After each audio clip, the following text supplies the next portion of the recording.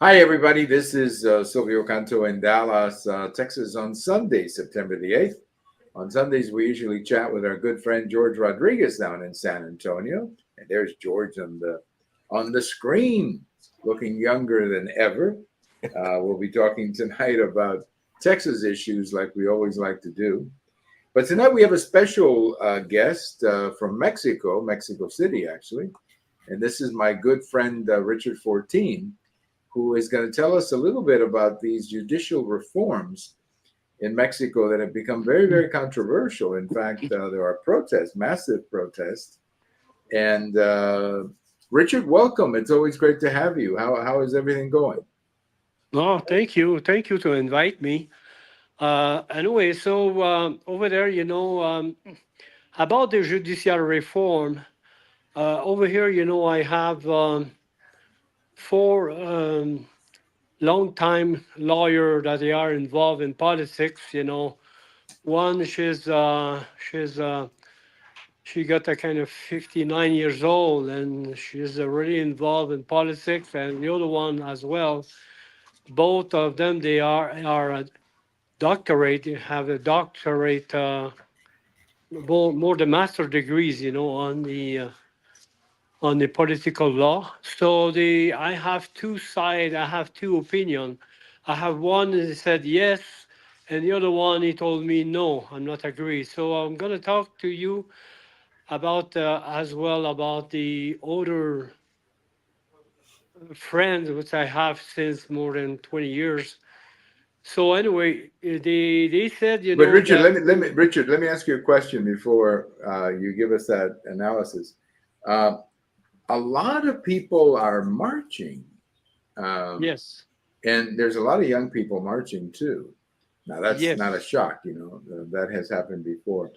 But yes, what I keep hearing from Mexicans is that these reforms are are going to create basically a one-party dictatorship because you're going to have one political party in control of all the branches, the presidency, the legislature, and now the judges, and that's going to create uh, an imbalance. And a lot of foreign investors are the ones who are concerned about this because they fear a lack of transparency, especially now that Mexico is inviting so much foreign investment. As you probably know, George, you follow this too.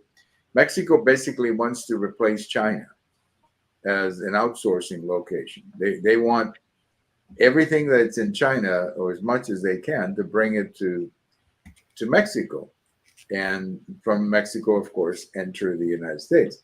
But I've heard people say that these reforms, in fact, Senator Cornyn, who's our senator here in Texas, he said that these reforms actually violate the free trade agreement.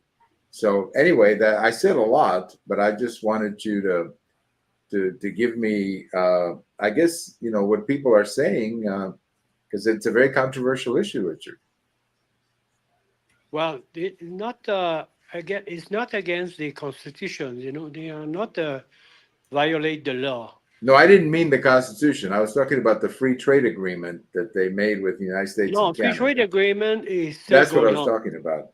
No, no. Yesterday, AMLO, he was saying that the free trade is still going on. It have nothing to do about the free trade.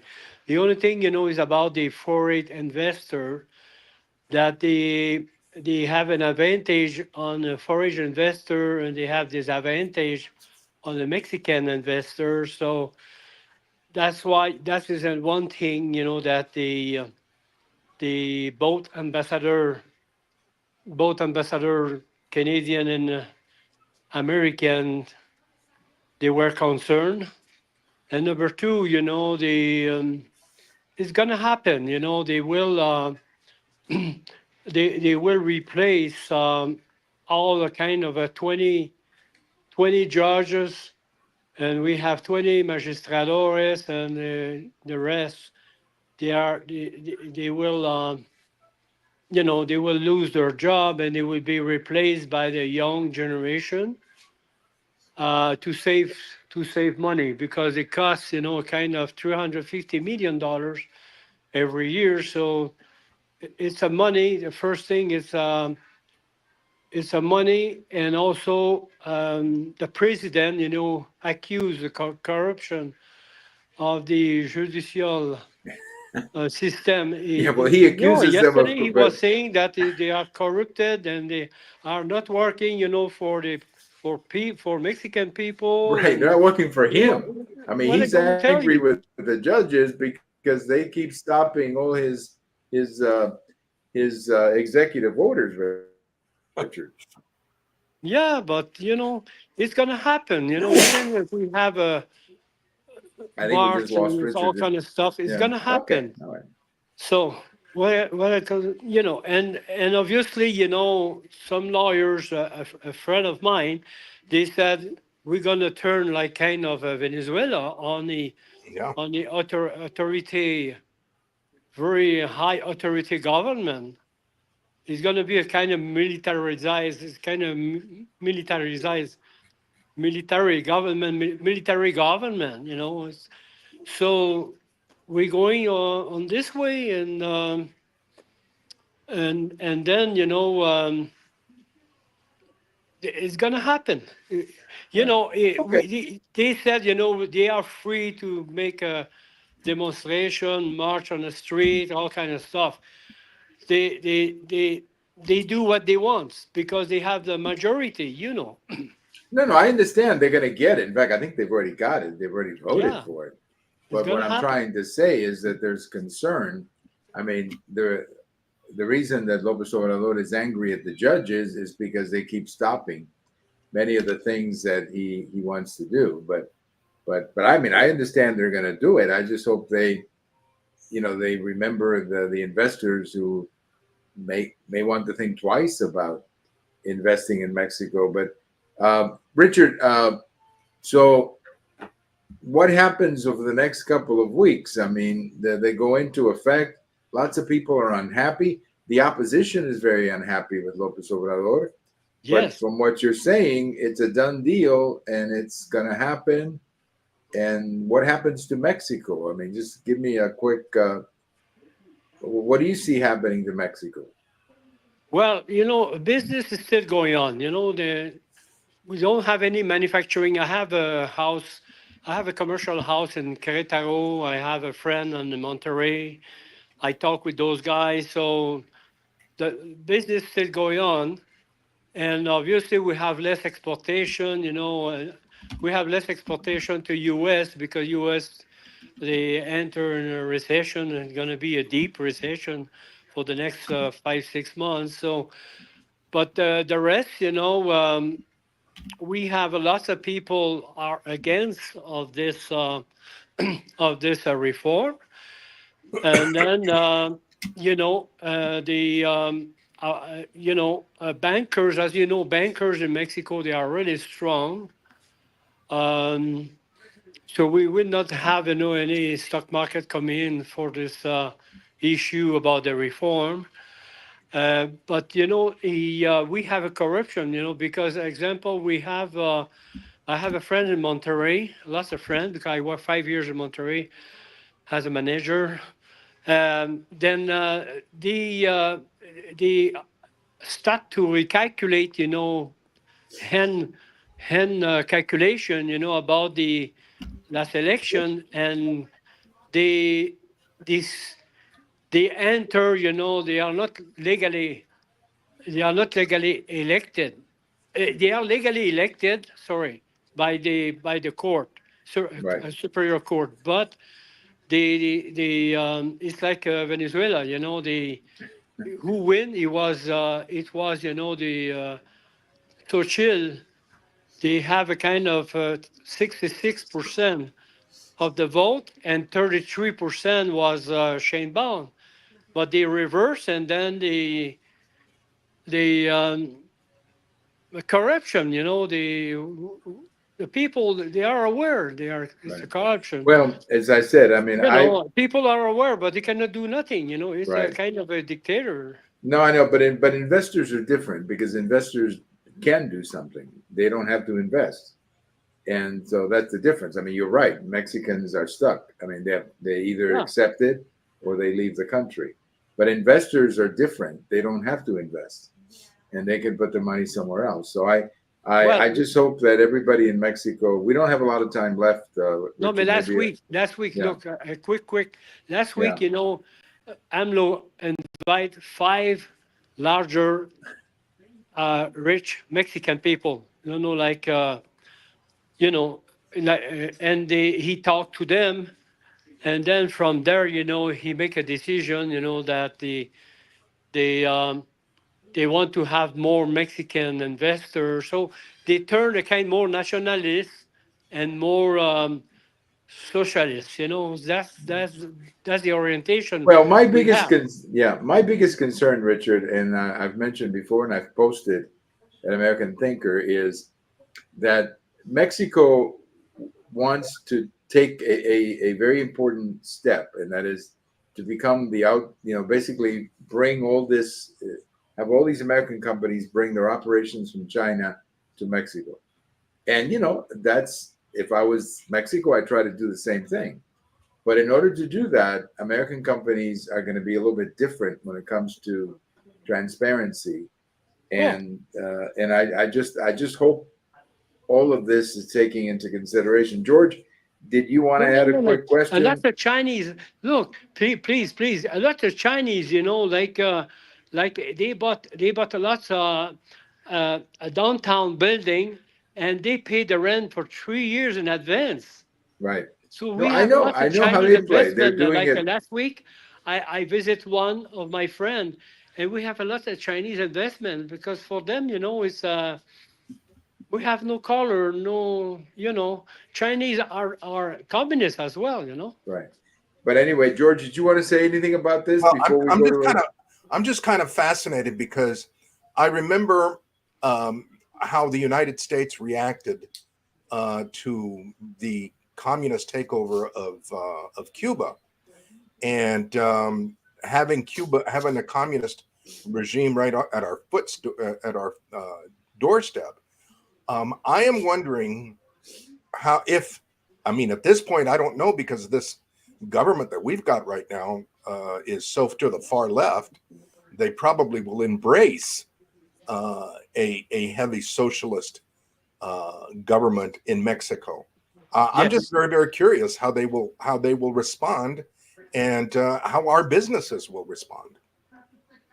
Yeah, well, I think that's the issue. The Yeah, I agree. that's why the U.S. ambassador, and again, he's the ambassador of the Biden administration, so he's not a right wing Republican, Mr. Salazar. But that's why he was concerned and has expressed. Senator Cornyn, our senator here in Texas, has expressed concern about these reforms, and the critics of these reforms are all basically the same, saying the same thing, that you're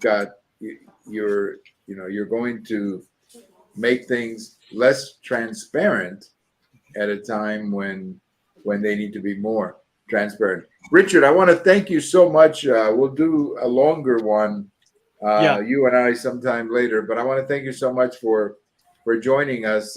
George and I got a lot to get into tonight, so but I just wanted to hear from you for a few minutes. So we'll do a follow up, you and I together, sometime in the Okay. next couple of weeks. But thank you so much for your time, Richard. I really appreciate it. Okay. Thank you very much on your side. Say hello in George, and George. Good meeting you. And George, I'm jealous because you look a little younger than me. What part of Mexico do you live in? Mexico City. And sorry, Where do you live in Mexico City? I'm living in a 1 block, 2 block behind of the government. On Zocalo. Oh, in Zocalo. I'm living over there. 2 block behind. So I'm I lived in really. I lived in Tlanepantla, and I also lived in Colonia Industrial. Okay. Yeah, when I lived there. Yeah. And when I lived there, I lived in Tecamachalco, which is on the other side of going down Reforma, the other direction. Yeah. But anyway, guys, Richard, Okay. thank you so Good meeting you, much. Richard. Hello. Thank you so much, and And have be a great careful. evening down in Mexico City. And let me know about those protests. Okay. I will All let right, you thank know. you. Thank you. Thank you. To Thank you so invite me. much, Richard. Thank you so much. Well, there is our good friend Richard George. I've known him for a few years, and actually almost over 20 years now. And he's down there. He does business down there. He's actually originally from Canada.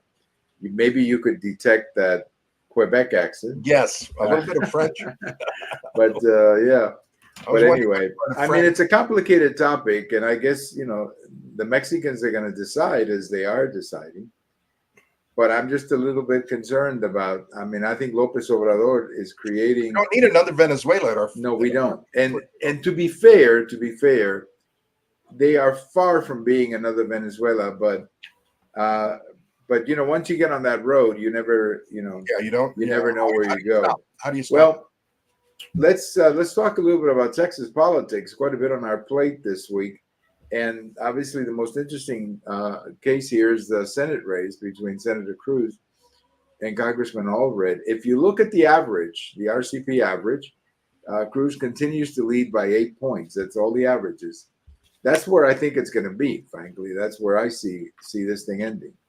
But Alred, every once in a while they show a poll that has him 3 points down, or Alred 3 points down, and then they bombard you with all of this stuff about the race in Texas. I don't see it that close, George. What I see is Alred is not that good of a candidate, frankly.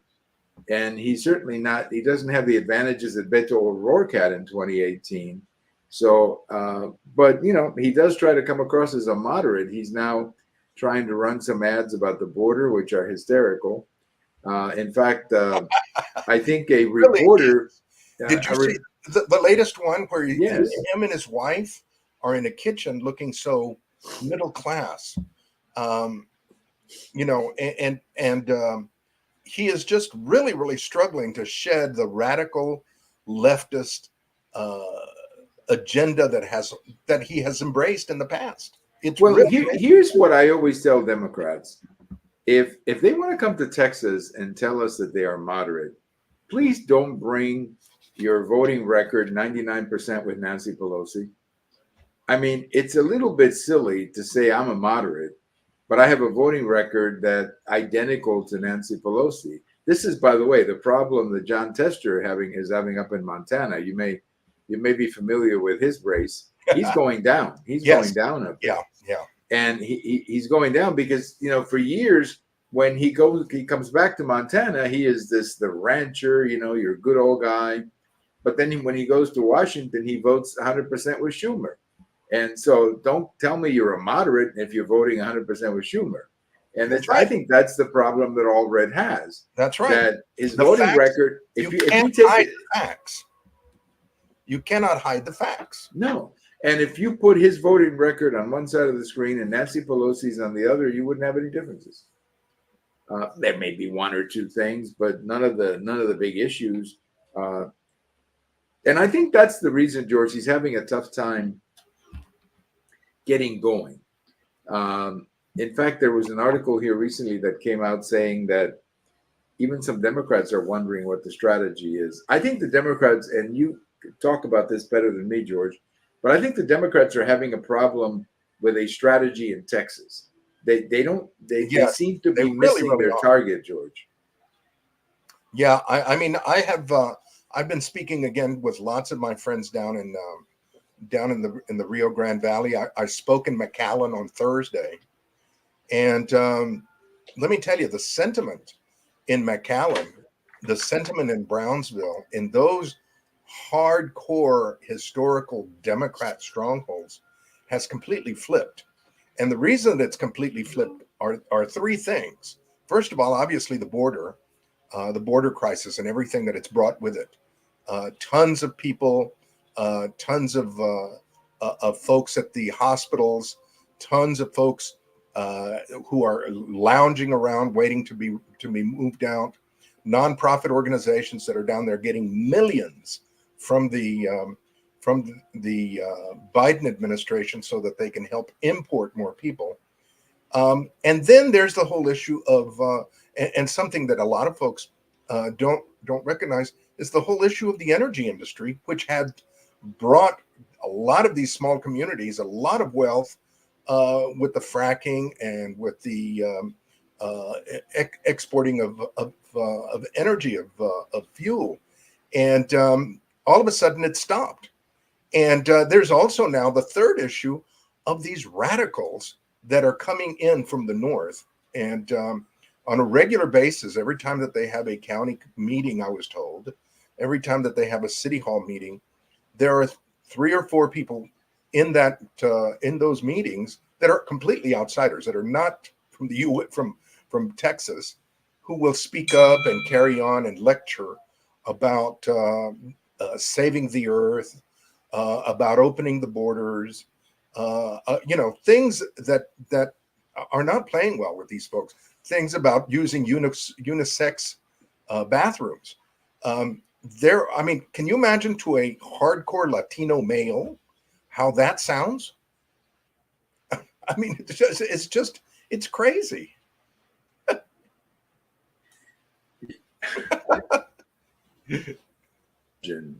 I can just imagine a Hispanic father in South Texas learning that his daughter is going to be competing with a guy on the swimming team. Exactly. I can just imagine his reaction. Now, the good news is that's not going to happen here because the governor signed that law. Exactly. But it's happening in other places. It's happening in other places. But they're out there preaching to these folks. And I think they and I keep saying this. I think the Democrats have completely missed the point on this immigration situation, on the border situation. Yeah, these people are not anti-immigrant. What they are is they want order and they want that is exactly to be done correctly. Yeah, it's not that they hate immigrants; they're immigrants themselves, or sons or daughters were immigrants. I'm an immigrant. I came here with my parents. Well, there's also, Silvio, the thing that people forget is that after 2 or 3 generations, many of us become American. I mean, that we have Latino roots. Well, there's people that have Greek roots. There's people that have Italian roots. Right. But we happen to have Latino roots. And now that we have become Americans, it bothers us to watch, all of this chaos at the border. No, you're right. And I think that's the key. And they've missed the boat on that because they think that they can just throw the anti-immigrant line at you, but that's just not working. It's just not working. I mean, it's just not working. But so other than that, Colin Alred and the Democrats have a winning strategy. I think it also hurts Colin Alred that Trump is on the top of the ticket because he's going to be bringing in a lot of votes. Yeah, he's going to pull a lot. I don't know how many of those votes are going to go Trump, Cruz. Most of them probably are going to go Trump, Cruz. Okay, well, let me take you to another topic you're probably very familiar with, and that is the Attorney General going after Bexar County on this whole question. Give me a quick 101 on that issue because it is a little confusing from up here. But what are they saying down in South Texas, George? Well, I mean, the biggest thing, let me give you a little bit of background about what happened, was that the county commissioner's court, the county judge, which is, the governing body of the county here in Texas, the county court made a decision that they were going to cut a contract without competition. It was a straight contract with an organization out of Austin that has deep leftist roots. It is organized by a group that has a board that you would shudder to look at because they are just leftists. And so they cut this contract, and what the contract says is that they are going to do outreach. They are going to do mail out of voter applications to everybody, to anybody and everybody who is not registered to vote within Bexar County. That they are going to have access to all sorts of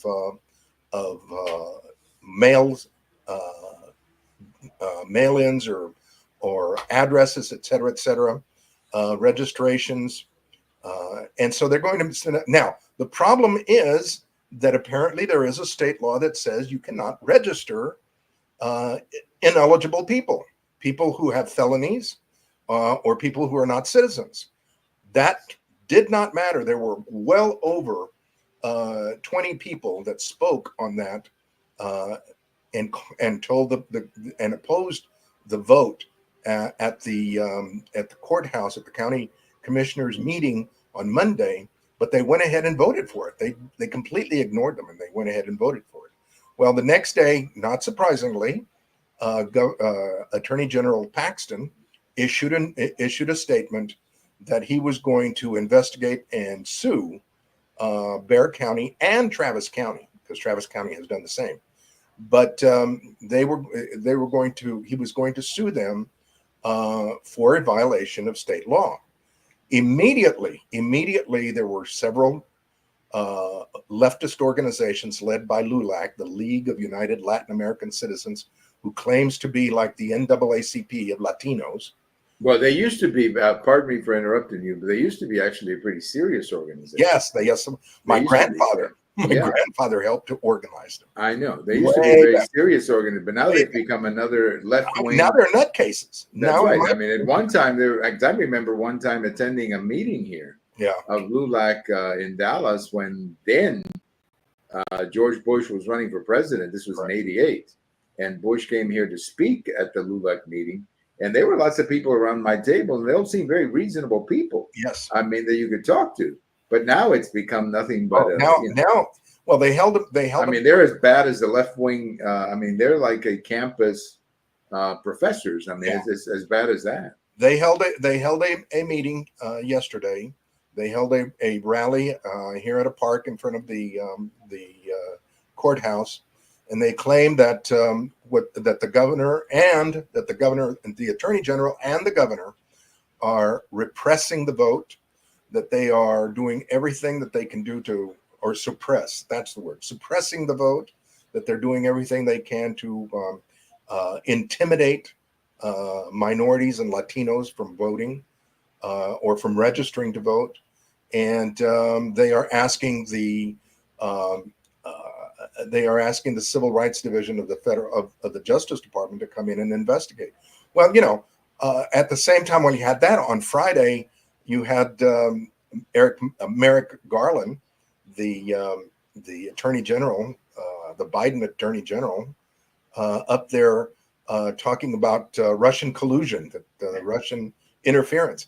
Now, what's fascinating to me is that these folks are worried about Russian interference, but they're not worried about dead people voting.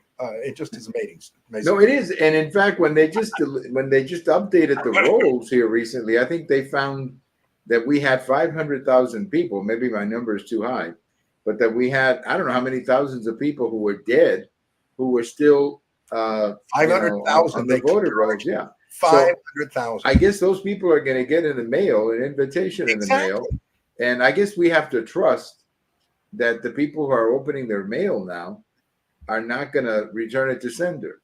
It opens up. I mean, that opens up. This is the reason this is why I don't like mail-in voting, because it opens up all kinds of mail-in voting in the hands of serious people. It's one thing.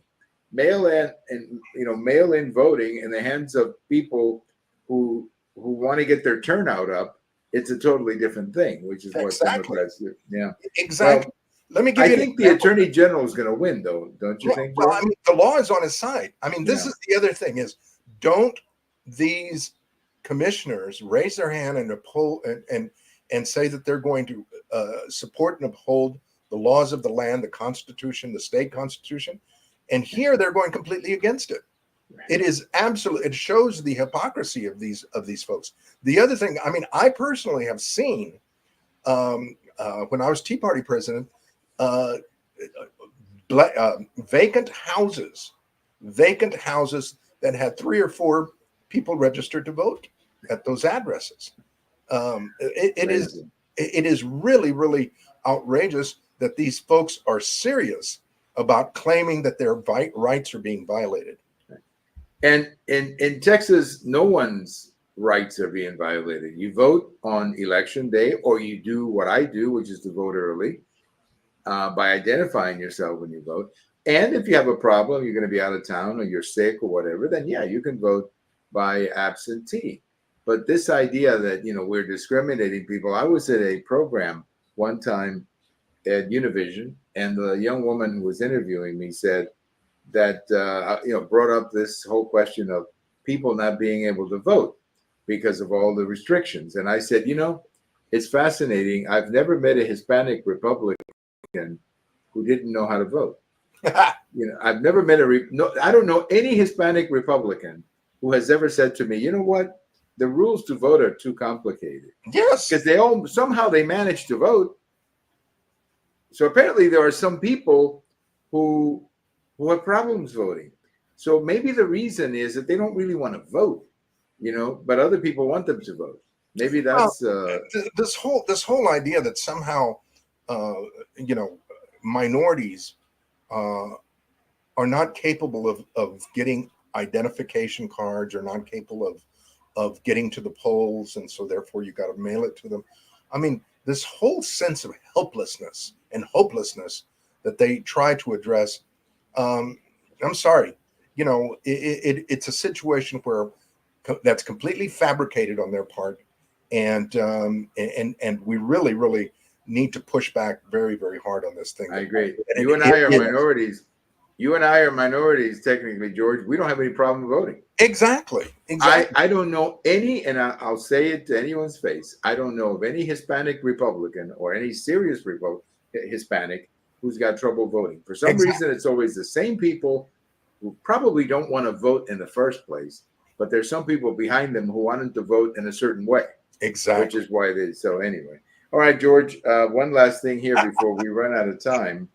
I hope our friend Richard is listening in. I hope he's getting a good taste of what Texas politics is. But I see that he's there in what they call the green room. I guess he's sitting there listening. Yeah. Well, that's the fancy name, in the fancy channels. It's where people can hear, I guess. But anyway, there's a debate on Tuesday, George, and that should be interesting. It should be. I hope that Trump stays in the lane of topics, meaning basically saying you were better off when I was president, right, and avoids all the other stuff.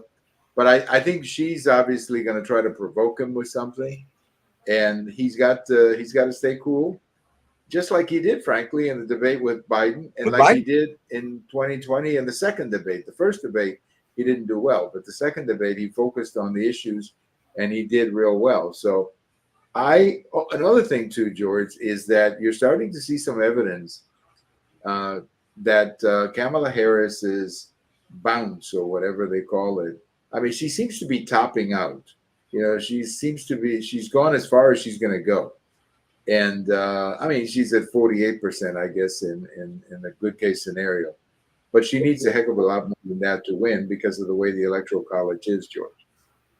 I agree. I think that the media has helped her. The liberal media has helped her as much as they can help her at this point, writing favorably about her, pushing her with fabricated accomplishments, and pushing her with polls that, in my opinion, have been very, very stacked, have been very, very fake in their in who they have polled. I think at this point, you're right. It's up to up to former President Trump to maintain a cool, not let her pretend to be the victim, because she's going to do that. That's really the only thing that she's got. No, absolutely. Because she is a woman of color, then she, somehow she has the moral ground, just because the moral high ground, just because she's a woman of color. Well, that's crazy. That's crazy. That's right. She wants to be president of the United States. I hope she realizes that it gets pretty hot in the Oval Office, very difficult. And she's going to have to start asking questions. I am amazed at the fact that she has been avoiding the press, but now I've come to the conclusion that that's their strategy. Yeah, that's it. I mean, at first I gave her the benefit of the doubt. They've got to protect her. That's right. At first I gave her the benefit of the doubt, thinking, well, she's just got the position, give her a couple of weeks. But now it's been a month and a half, and she's done one interview, has not sat down with a press conference. And my goodness, her running mate, he's even worse. the running mate. I mean, my Oh, my goodness. gosh. I mean, Oh, I mean, I hope he has a press conference one of these days. Well, George, I want to thank you so much for joining us, and I want to thank our friend Richard as well for giving us a little input there at the beginning. But I want to thank you, and we'll connect again. I think it was a good day for the football teams. well, today. I mean, their defense looked great. I think Did? that the offensive line needs to work a little bit, but I was very, very happy. Well, Dak certainly had a great payday today. Did you hear about that? Oh gosh, yes. 4 years. What is it? 200. 280,000 280 million. All right, so 4 years, 280 million. You know, that's fine. That's the market. Look, I never criticize players for making money because it's a free market and I believe in it. But I just hope that maybe, I don't know, sometime during that. Cowboys get their money's worth. That's well, I hope they win a Super Bowl one of these days because that's what you're paying for. That's right. I mean, when you pay that kind of money, you're not paying to be eliminated in the first round of the playoffs. And my BYU Cougars were in Dallas on Friday, and that's right. That's right. And what happened to the Texans? I didn't hear that. I'm not sure. I know the Astros won. Yeah, the Astros won tonight. The Astros won, and they won Friday. They won. Well, I believe they won yesterday. Yes, I think they won yesterday. Yeah, but anyway, they're in first place again. I don't know what's happening. There he goes. Signal, I guess, went off. But anyway, I want to thank you for your time and who else won? Oh, the Aggies won. The Aggies won, and the Longhorns won. Both of those. Oh my gosh, the Longhorns won big. So, I think the Longhorns need to play so the Aggies too. Somebody their own size. Yes, that's right. Especially the Aggies. Yeah.